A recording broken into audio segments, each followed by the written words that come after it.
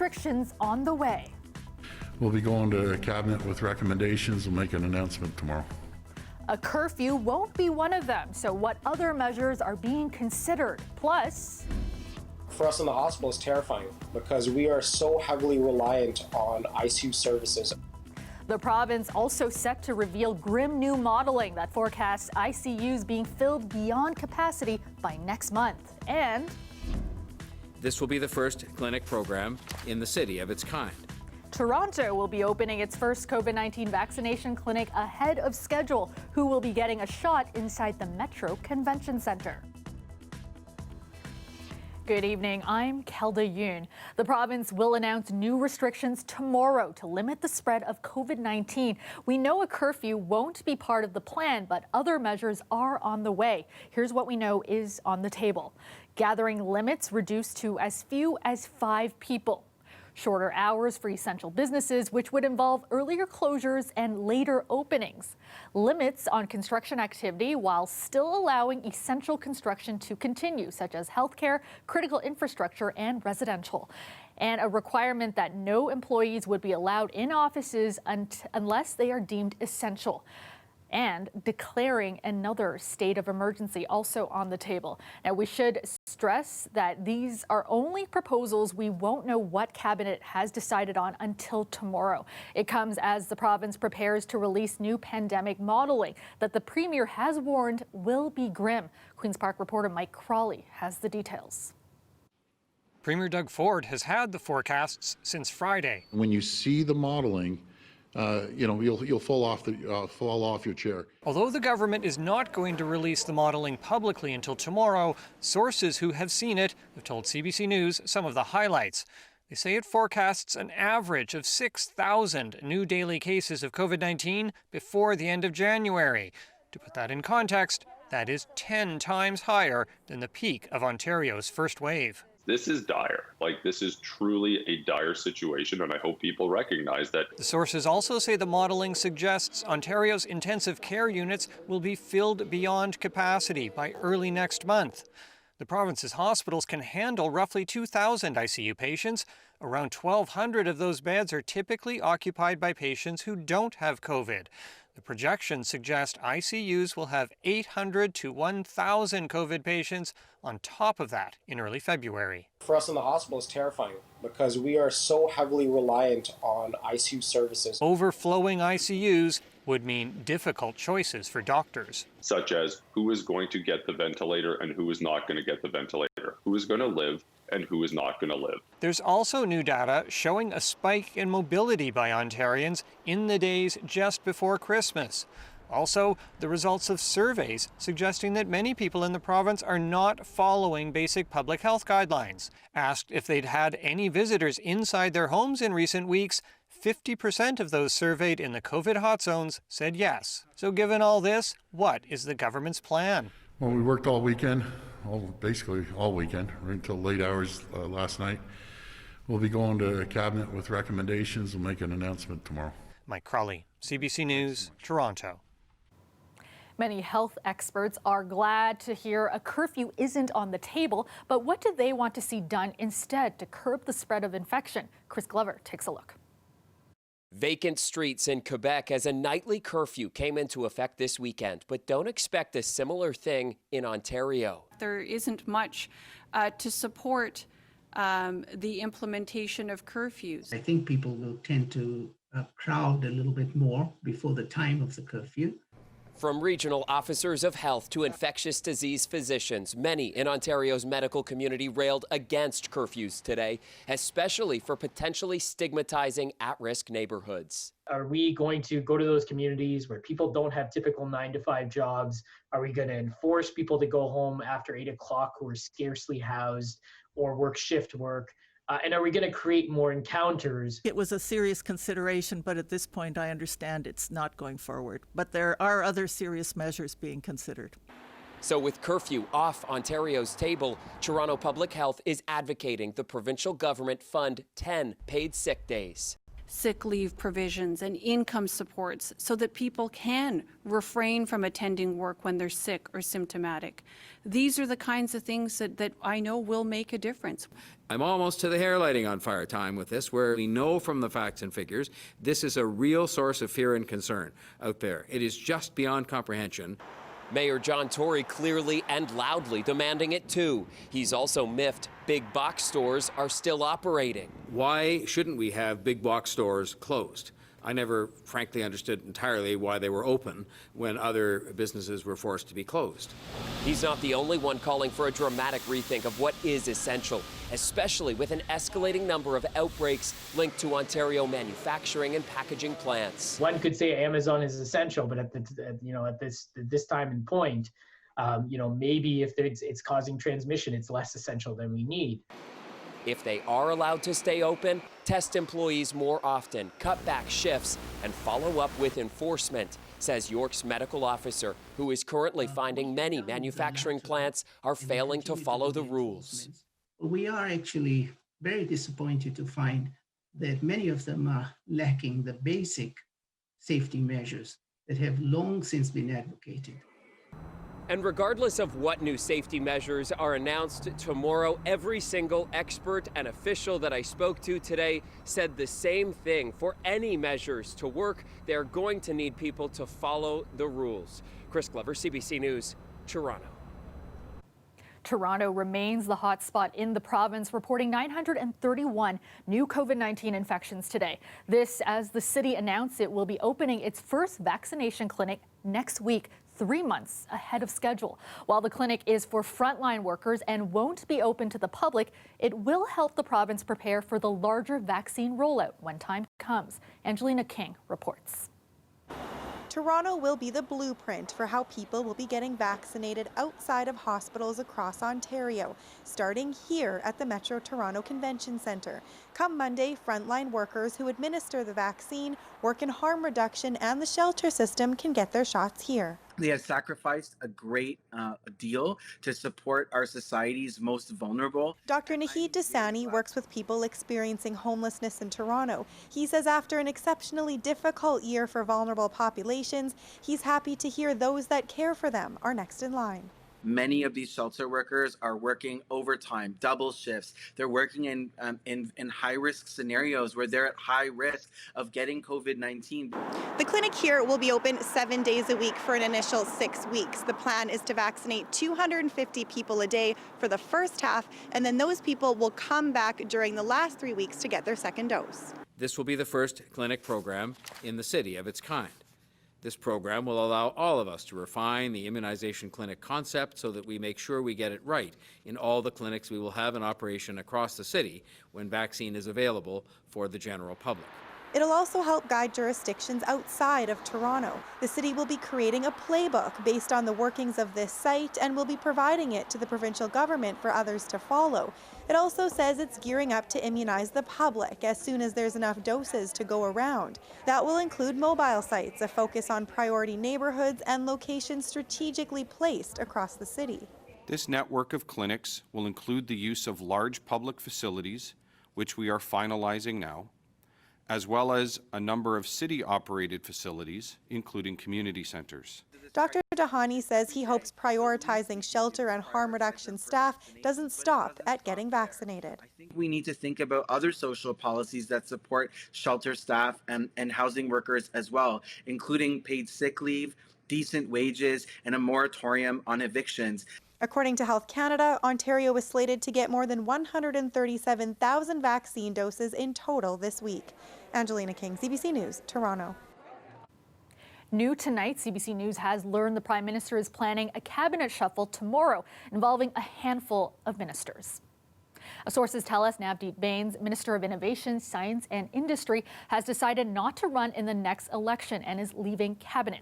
Foreign Affairs Minister François-Philippe Champagne will replace Bains, and Transport Minister Marc Garneau will move to Foreign Affairs. Omar Alghabra, MP for Mississauga Centre, will be promoted to cabinet to take over transport. The sources said the shuffle will occur tomorrow morning at 9, and due to COVID-19, it is expected to be the first virtual cabinet shuffle.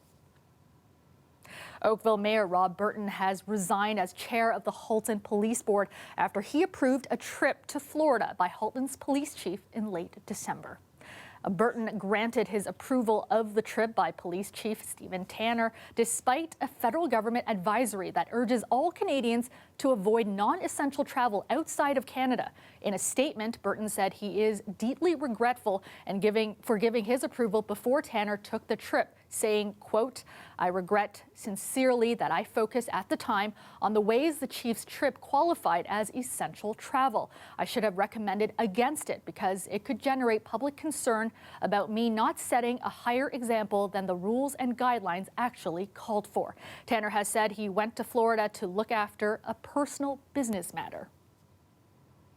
Well, the Leafs will face off against the Montreal Canadiens on Wednesday in its home opener as the new NHL season gets underway. And while the league is taking a number of precautions because of the pandemic, the season will look different from last year's bubble. Greg Ross has the details.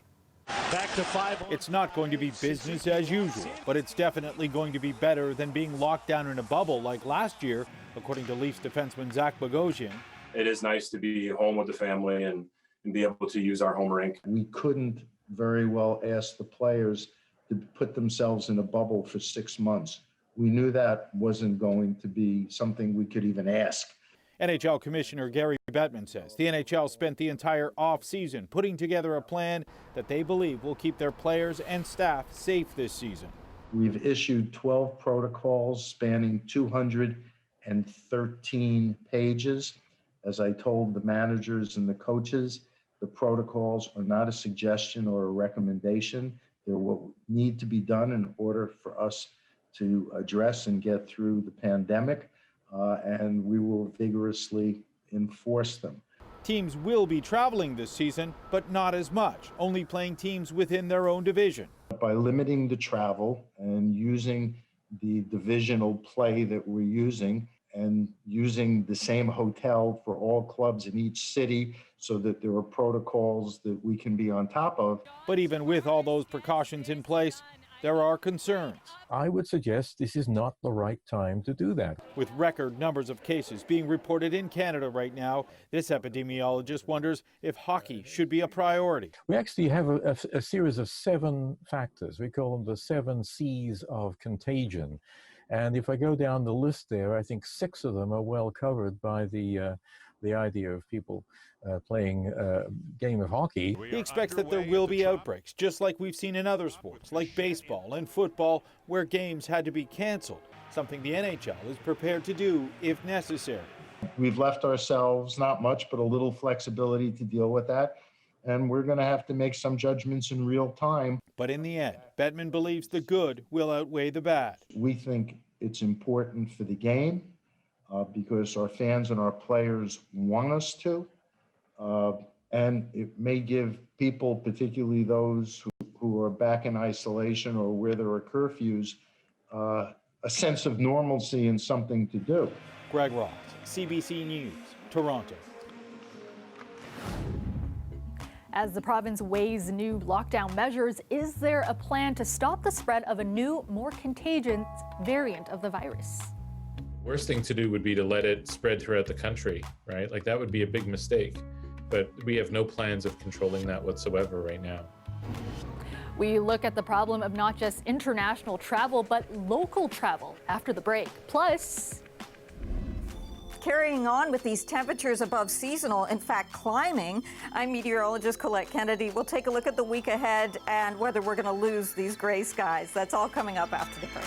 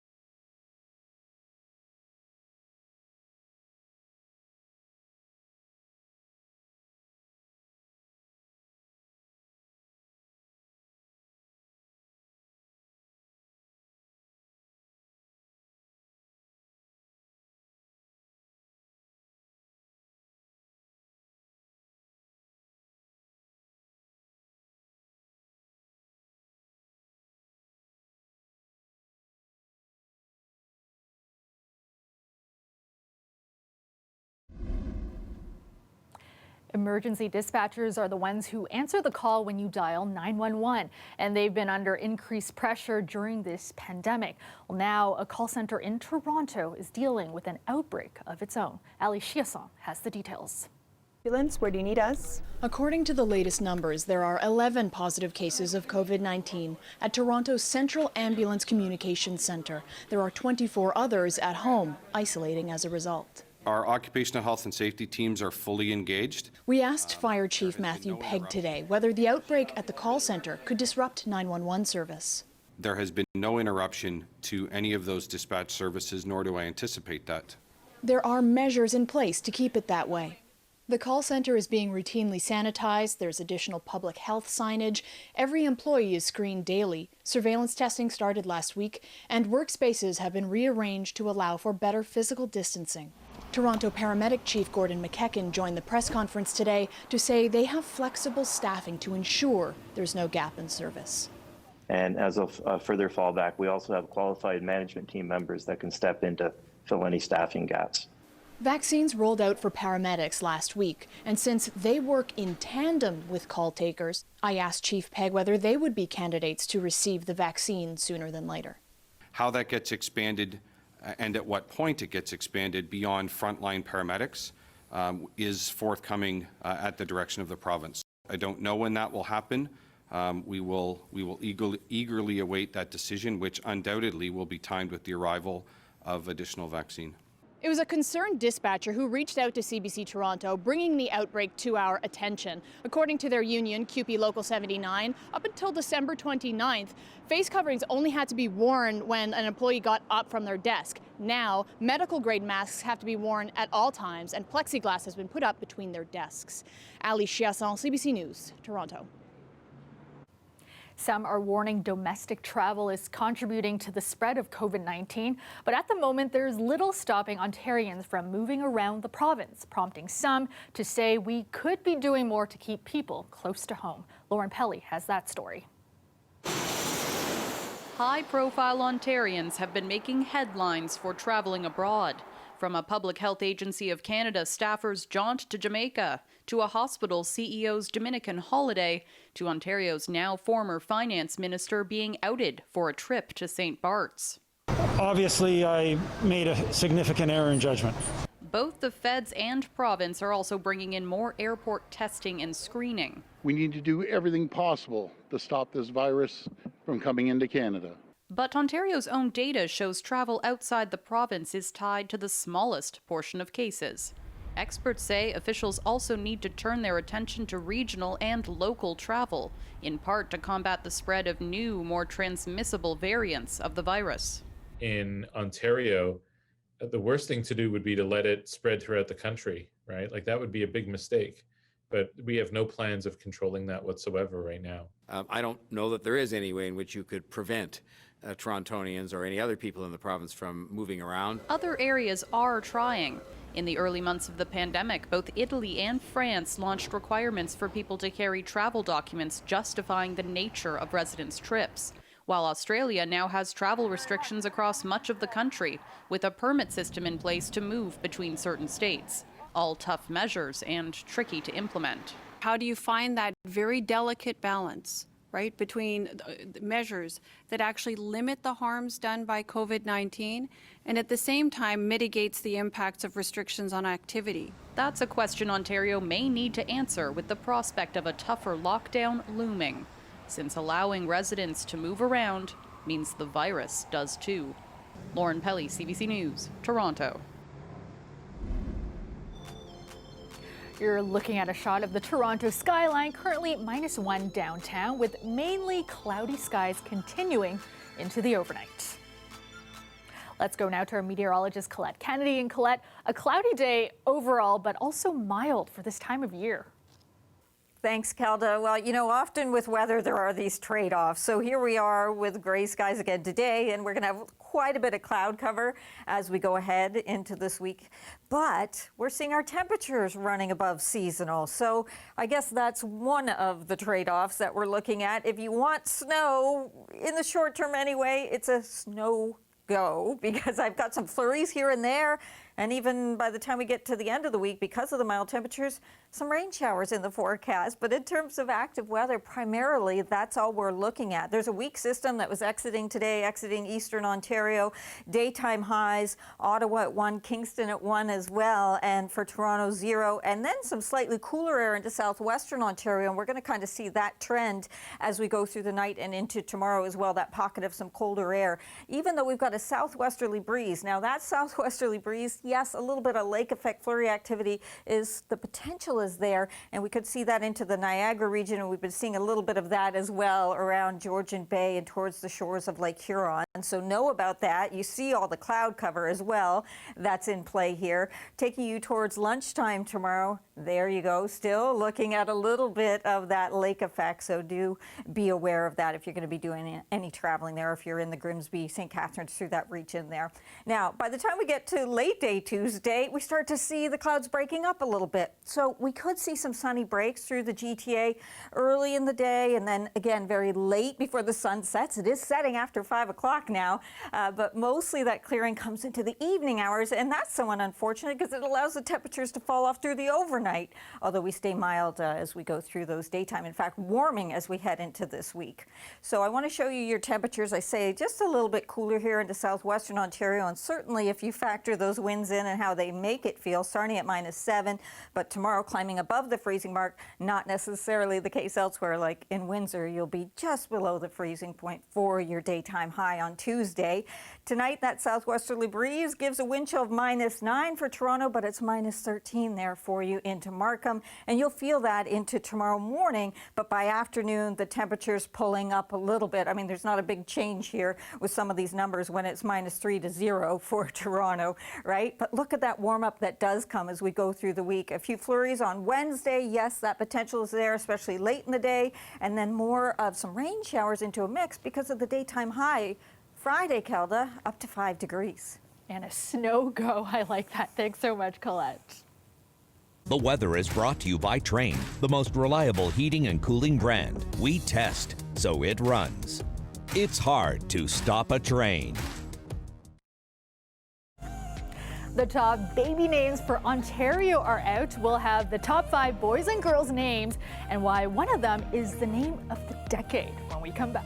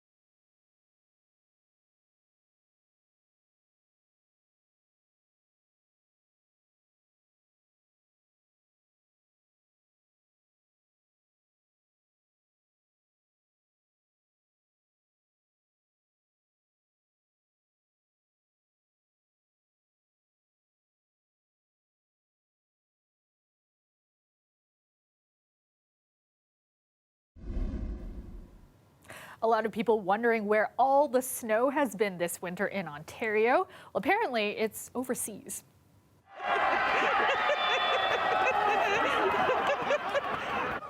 This was the scene in Madrid over the weekend where hundreds of people took part in a snowball fight.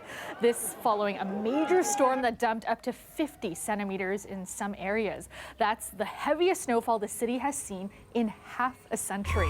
The snow was just the first part of an unusual weather pattern. Spain is now experiencing a cold snap with temperatures as low as -10 in some areas.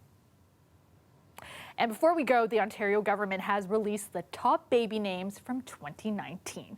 The top 5 names for girls and boys, respectively, in 2019 were Olivia, Charlotte, Emma, Ava, and Sophia for girls, and Noah, Liam, Lucas, Benjamin, and Ethan for boys. And get this, Olivia has been the #1 name for girls for 10 years running now, from January 2010 to the end of 2019. There have been more than 9,000 babies named Olivia.